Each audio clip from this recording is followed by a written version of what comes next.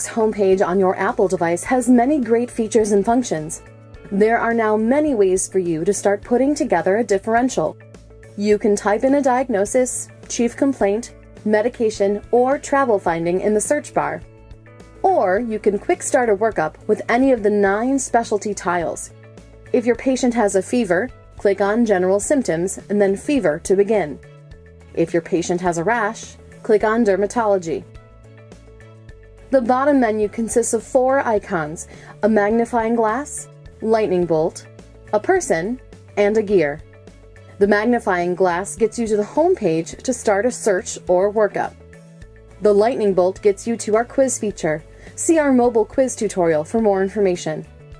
The person shows your account where you can access your subscription information, profile, and CME if applicable. The gear is your settings, where you can change your default patient age and sex, as well as the region in which you are working.